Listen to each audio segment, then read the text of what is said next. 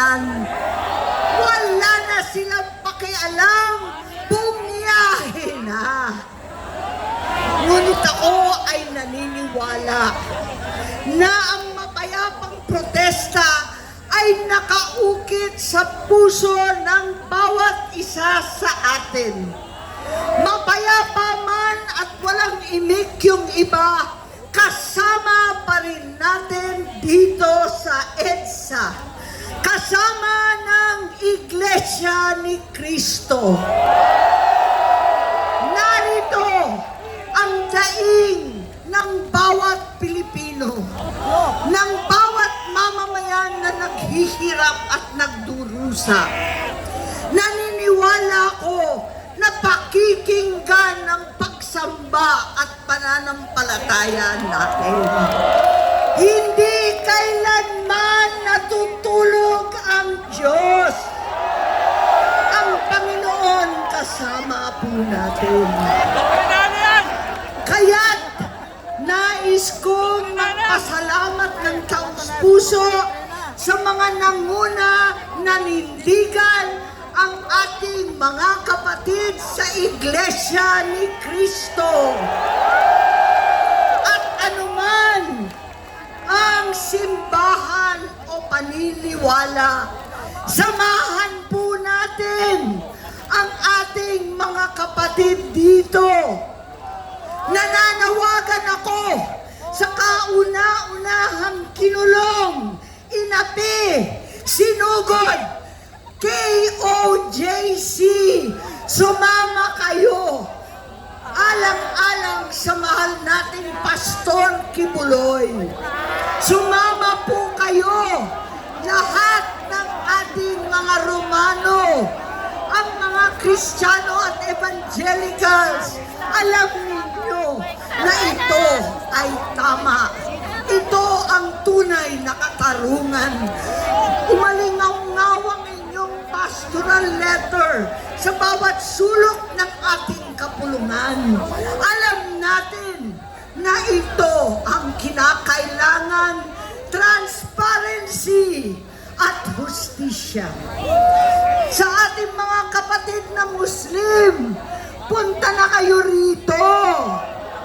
Hindi lang DDS ang welcome dito.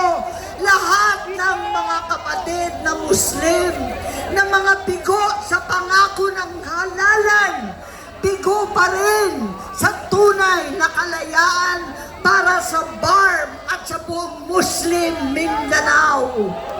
Halina't magkaisa, we are one!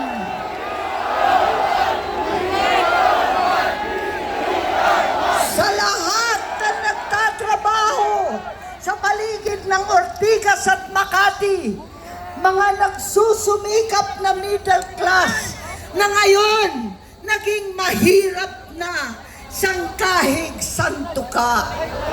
Sumama kayo, ang karamihan ng mga Pilipino na mahirap at nagdurusa, walang trabaho, walang pagkain. Punta na kayo dito sa Iglesia ni Cristo. Sa lahat ng mga politiko, anuman ang kulay ninyo, wala na pong kulay pagkat lahat tayo ay tumatayo ng banderang Pilipino. Pumunta na kayo dito sa EDSA kasama ng mga kapatid na matatapang at naninindigan.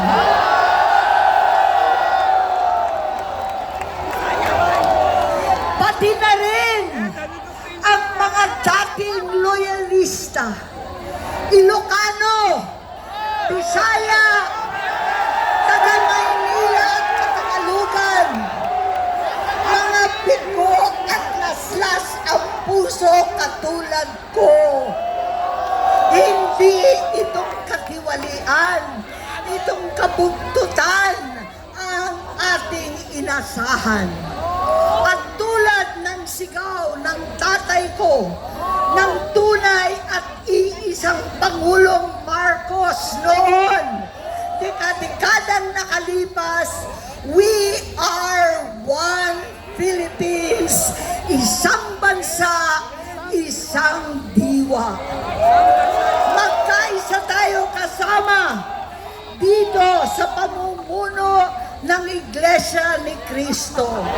Magkaisa tayo, hindi lamang upang ipagtanggol ang mga senador, hindi lamang dahil kay Robin, kay Jinggoy na nakakulong, kay Alan, sa lahat sa amin na pinatawan na ng kaso, higit sa lahat ang ating minamahal na kapatid, Senator Rodante Marcoleta, na alam ko naman, kayang-kaya niyang ipagtanggol ang sarili sa mga kabugtutan, kabalbalan, kalokohan na pinatawag sa kanya. Magkaisa tayo, hindi sa mga politiko lamang para ipagtanggol ang mga kapatid, kundi para sa sambayanang Pilipino, para sa ating kinabukasan, para sa ating mga pamilya. We are one! We are one! We are one! We are one! Mabuhay ang katarungan! Mabuhay ang katotohanan! Maraming salamat po. Thank you very much po.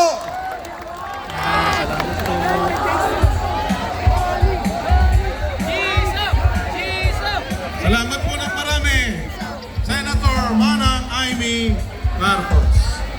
10 palakpak para kay Manang.